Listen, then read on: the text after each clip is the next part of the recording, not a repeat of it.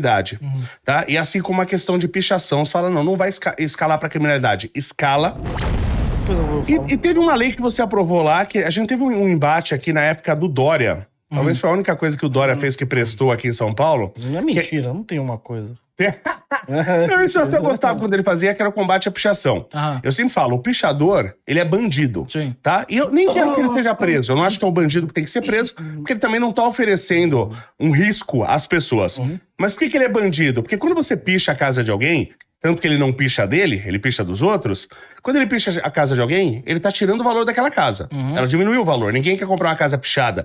Aliás, você, inclusive, diminui a probabilidade daquela casa ser vendida. Porque você vê uma região onde tem pichação, você não quer comprar uma casa ali. Sim. Então, quando você picha a casa de alguém, você tirou o valor da propriedade de alguém. Pra pessoa recuperar aquele valor, ou ele tem que gastar dinheiro, pra pintar e recuperar o valor daquela casa, ou ele vai ter que vender por um valor mais baixo. Então você tá roubando, você tá tirando dinheiro da pessoa quando você picha. Pichador é ladrão, tá? Não acho que tem que ir pra cadeia, eu acho que ele tem que pagar, então pichou, custou R$1.000 pra eu recuperar, tem que pagar 10 mil o pichador. Pra mim tem que ter uma lei rápida nisso aí, tá? E esse 10 mil e parte pro Estado, claro, né? E parte pro morador. E tem que ser uma pena. A pena sempre tem que ser... Isso é o princípio de guerra, tal axioma de guerra e tal, etc.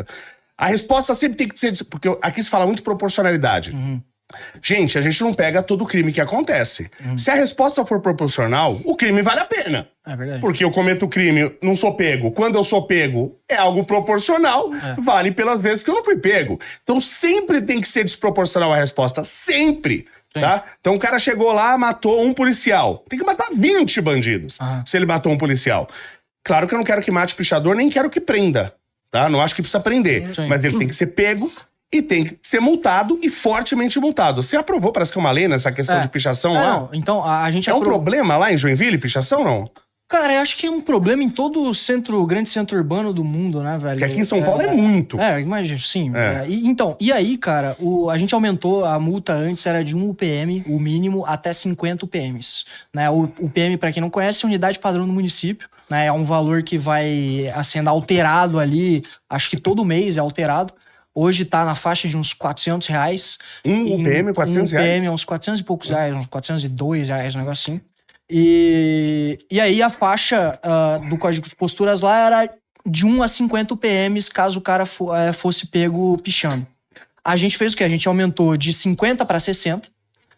E caso seja uma pichação que contenha apologia ao crime organizado, dobra. Então vai de 100 a 120 UPMs. Sim. Então o mínimo passou de 1 UPM, que eram uns R$400, para 50 UPMs, que é uns R$24 mil, e máximo de 120 UPMs, que é R$57 mil.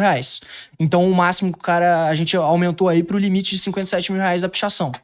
E aí, cara, qual que é a parada? Primeiro, é isso que você falou, tem que ter essa desproporcionalidade, porque o cara, quando ele vai cometer o crime, ele leva sempre em consideração os riscos e o benefício. Sim. O benefício, obviamente, ele não vai ter nenhum ganho pessoal. É simplesmente... Aparece o nome dele, tá? Aparece, ele tem esse ganho de fama e ele pro quer grupo. se sentir revolucionário, assim, sabe? Geralmente... E aí a galera vem falar, porque como que ele vai pagar a multa se, sei lá, é um cracudo que pichou? Que cracudo, velho? É playboy, Sim. mano. Geralmente é um playboy que quer pagar de revolucionário. É cara também, né? O que é? Geralmente algumas a tinta não é barata. Com certeza, a tinta é caro. Nós pegamos, eu e meu irmão, eu e meu irmão pegamos o que eu achei inacreditável. A gente tava vindo com o carro, o cara com a moto, com um bag de entrega, e o cara parou e tirou a lata e começou a pichar. E meu irmão tava dirigindo, eu falei, vamos pegar esse cara. Aí só que ele deu muito na cara que deu a volta pra gente pegar o cara montou e... mas se eu e meu irmão juntos pegasse o cara, ia ser engraçado. Pô, que merda. Ia ser divertido. Ele, né? Nossa senhora, ia ser divertido. Então, quer dizer, um cara que tem uma moto, um cara que tem recurso, não é um craqueiro. Esse cara ele tem que pagar por isso e tem que pagar bem. Como eu falei, não quero que ele vá pra cadeia. Por que o craqueiro vai querer pichar algum lugar? Ele tem que arrumar um dinheiro, ele vai comprar crack, não vai comprar tinta. Mas o Galo de Luta, ele falou que é totalmente justo, porque o pai do nordestino, o pai do cara que pichou, foi que construiu aquele prédio. Não, o pai ele nordestino... quer que o nome dele tá lá em cima, lá. A minha mãe é nordestina. Eu vi, cara. Que mentalidade de vagabundo, né, cara? Coitado. Pelo amor de Deus. Mas eu gosto do Galo Galo de Luta, né? Galo de Luta. Você gosta dele? Não, eu gosto dele porque o pessoal fala que a criança, por exemplo, que não desenvolve o cérebro, que ela morre. E ele é uma prova de que a pessoa pode viver sem cérebro. Então eu acho bacana, eu gosto dele por isso, porque ele é uma prova científica rara, né? Não, ele é tipo, é incrivelmente burro mesmo. Ele é incrivelmente burro, né? E assim, gente, eu sou filho de nordestino, pelo amor de Deus, tá? O nordestino que trabalha, inclusive na construção civil, ele dá boa educação pro filho. O filho não é um vagabundo que tá pichando as coisas. Claro. Então esse cara é um xerofóbico. Esse que fala que o filho do nordestino é pichador, esse é xerofóbico. Mas daí ninguém fala que ele é xerofóbico, tá? Porque minha mãe é nordestina e ela não me ensinou a pichar lugar nenhum, não. Ela me ensinou a estudar e trabalhar. Então não vem falar que filho de nordestino é pichador, que você que é um vagabundo e acha isso. É que ele não tem cérebro, ele não vai entender o que eu tô falando, mas se alguém se puder explicar pra ele, eu agradeço. Não, e qual que é o ponto, né? Essa questão da pichação, velho, ela é além da própria... De você depredar o patrimônio de alguém, Sim. seja patrimônio privado ou público, existe uma questão além disso, que é a questão da teoria das janelas quebradas. Sim. Porque... Foi usado em Nova York, resolveu o problema de Nova York. Prefeito Giuliani. Ele, lá na década de 90, basicamente a ideia da teoria da janela quebrada, pra quem não conhece, é o seguinte, né? Uma anedotazinha rápida aqui, é quando você, por exemplo, você tem um prédio, esse prédio ele tem uma janela quebrada. Alguém tem uma janela que está quebrada. A probabilidade de uma pessoa que está passando na frente desse prédio, que viu a janela quebrada, ir lá e tacar uma pedra e quebrar a outra janela, é muito grande. Então, a lógica da teoria da janela quebrada é que a desordem gera desordem. Sim. Então, o que isso acabou levando em termos de criminologia, né? A galera que estuda isso na academia. Que os pequenos delitos que geram desordem social, como pichação, prostituição, morador de rua, vandalismo, lixo na rua, todas essas questões que geram desordem social, elas criam um ambiente que é um ambiente propício e que deixa o criminoso mais seguro para se cometer crimes. Sim. E principalmente para o cometimento de crimes esses pequenos delitos. Então essas regiões onde é escuro, pichação, morador de rua, lixo na rua, a probabilidade de você ter um furto ali, sim, um assalto, qualquer coisa do tipo, ela é muito mais alta, né? Então a teoria, esse aumento da multa para pichação, ela leva muito em consideração isso também. Porque a criminalidade escala. Exatamente. Você conter esses elementos que geram desordem social ali no centro urbano, para que não comece a se gerar esse ambiente que deixa o criminoso confortável para cometer o crime, sabe? Então é uma forma de você prevenir aumento de crime também. Você vê que interessante, você tá... E é curioso, desculpa, quantos anos você tem? 22. Isso é uma característica, eu tenho frequentado bastante os congressos do MBL, e é uma característica interessante, como o MBL tem juntado, ele está conseguindo juntar uma quantidade de pessoas extremamente jovens, e nem é o teu caso, porque eu vejo nos congressos garotos de 15, 14, 16 anos. Eu entrei no MBL com 15. Então, garotos extremamente jovens e extremamente inteligentes, né? Porque você tá colocando aqui em pauta uma coisa muito importante. Como você falou, uma questão primária, que é a urbanística, que a gente fala, pô, apareceu uma casa irregular, uma moradia irregular e tal. Então, uma questão que, a princípio, é urbanística, ele escala pra criminalidade, tá? E assim como a questão de pichação, você fala, não vai escalar pra criminalidade. Escala, pra quem não sabe, o traficante, assassino, Pablo Escobar, que causou uma tragédia na Colômbia, ele começa roubando calota de carro. É assim que começa a carreira de bandido dele. Ele começa roubando calota de carro, ele escala pra roubar lápides em cemitérios, e aí ele vira o que virou. Então você pega... É igual doença. Quando você pega no começo, é muito mais fácil e barato de tratar. A criminalidade também. Quando você pega no começo, ela é muito mais barata de você resolver. Então esse ponto que você tá falando da organização urbana é extremamente importante. A gente tem que fazer isso pro Brasil todo. Sim. A gente tem que escalar isso pro Brasil todo. Isso tá certo. Aí o problema é a quantidade de idiotas que estão distorcendo isso. Isso é curioso porque parece que é uma tendência brasileira, né? Não sei se acontece fora do Brasil também. A gente vê isso aí, como eu falei, com os influenciadores. O cara vive de distorcer as coisas que os outros falam e falar mal dos outros. Sim. Só que a gente tá vendo isso entre os políticos agora. O cara pega um projeto, distorce pra crescer em cima da distorção de um projeto bom de outras pessoas. Cara, principalmente assim, depois acho que da eleição do Marçal, acho que tudo foi pro, mente mesmo, inventa fake news e tipo, e tá tudo desordenado mesmo, velho. E aí, cara, essa questão da urbanização, velho, Eu acho que o Edward Glaeser, o economista urbano que eu tô utilizando como referência para tratar desse assunto, né? E, cara, ele é um cara que ele sempre é a favor, ele sempre se bota a favor de crescimento populacional, de aumento de densidade, porque densidade tem uma correlação muito forte com crescimento econômico, né? É só ver aqui, São Paulo é uma cidade densa, e densidade gerou aumento de produtividade, gerou crescimento econômico, até porque é meio óbvio, né? Se a gente pega o PIB é uma medida de produção, né? Crescimento econômico é o quanto você consegue produzir mais. Você ouviu? O Waze conversando. É. O Waze não, né? O coisa.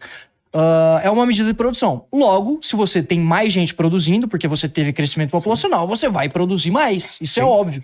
Só que o Glaeser traz é que o setor público, principalmente nos países envolvidos, ele não consegue acompanhar esse avanço do setor privado. E, cara, pelo amor de Deus, São Paulo é um exemplo muito claro disso, né? São Paulo, Rio de Janeiro, se for pegar a segundo e terceiro maior PIB per capita do Brasil, é justamente Rio de Janeiro e São Paulo. São lugares extremamente densos, né, que tem uma concentração de pessoas muito grandes, ou seja, a renda per capita foi lá para cima mesmo, cresceu economicamente, mas a urbanização fracassou, porque o setor público brasileiro e local de São Paulo, da prefeitura, eles não são organizados o suficiente para acompanhar esse crescimento. E aí dá a merda que dá, velho. E assim, ó, as primeiras externalidades negativas, né, que começa a acontecer justamente com essa urbanização fracassada, é justamente congestionamento. Sim. E esses elementos de desordem social que eu tô trazendo aqui, que é a pichação, é o lixo na rua, é os pequenos delitos, é o furto, é o morador de rua que começa a acontecer. E aí o que acontece, né? Tem uma parada que, por exemplo, o índice de criminalidade bruto, por exemplo, o homicídio, ele não tá tão ligado com a sensação de segurança. Porque, por exemplo, São Paulo, como eu disse, passou a Santa Catarina e se tornou o estado mais seguro do Brasil em termos de taxa de homicídio. Legal. Porque tá com uma taxa de 8,2, enquanto Santa Catarina tá com uma taxa de 8,7. E a gente quer matar mais gente ainda, se depender da gente. Se depender, a gente vai mata matar mais e diminui ainda. mais a taxa de Isso homicídio. aí. Mas, cara, você se sente mais seguro em São Paulo ou em Santa Catarina? Santa Catarina, com certeza. Então, aí tem uma série de estudos mostrando exatamente isso, que o índice de criminalidade bruto, né, a taxa de homicídio, ele não tá tão relacionado com a sensação de segurança. O que tá mais relacionado com essa sensação de segurança? Justamente esses elementos de desordem. É o morador de rua, é o lixo na rua, é a pichação, é a urbanização fracassada. Só que a sensação de segurança, o que ela faz? A falta de sensação de segurança, ela acaba gerando um ambiente confortável que, no longo prazo, tende a gerar o crime mesmo, o homicídio, como por exemplo. Então, a pichação que ocorreu lá no início, ou a pressão na urbanização fracassada que aconteceu lá no início, no fim, acaba levando um homicídio. Claro. Né? E é isso. E aí, eu, como gestor público, eu tô querendo prevenir que essa urbanização fracassada e esses elementos de desordem social aconteçam na minha cidade, velho. Mas eu falo que aqui no Brasil, já falei isso várias vezes, o pior problema que nós temos aqui no Brasil é o cultural. A gente precisa mudar a cultura do brasileiro. Nós acostumamos com inúmeras coisas ruins. Eu fiz, mais de 20 anos atrás, eu fiz um curso no IPT, Instituto de Pesquisas Tecnológicas da USP. Eu fiz um curso de compostos poliméricos que era o único na América Latina, esse curso. Então tinha gente do Chile, da Colômbia, da Argentina, de vários lugares lá fazendo esse curso. Aí eu lembro que um chileno mostrou, ele tava com um mapa de Santiago, se eu não me engano. Aí tudo as ruas certinhas, assim, bonitinha. Tinha um também que tava com o da Espanha, não sei se era Barcelona, que, parecia um processador, assim, de tão perfeito as coisas. E a gente tinha um de São Paulo. Aí ele olhou assim, eu lembro do chileno, falou, como é que funciona aqui no Brasil? Cada um constrói a casa onde quiser e depois vocês fazem as ruas? Porque parece que é isso. Parece que é exatamente isso. Aí ele falou isso, eu falei, eu acho que é assim. Eu acho que cada um constrói a casa onde quiser, depois a gente faz as ruas dando a volta. Pô, mas uma cacetada de cidade foi isso mesmo que aconteceu. Sim, sim. Uma cacetada. E você vê aqui em São Paulo. Cara, eu fui no Morumbi esses dias. O Morumbi é um lugar caro aqui. Aqui também. Não, e você faz umas voltas assim, cara. Você fala, que loucura. Né? E a gente, difícil, né? É difícil. Então a gente não tá...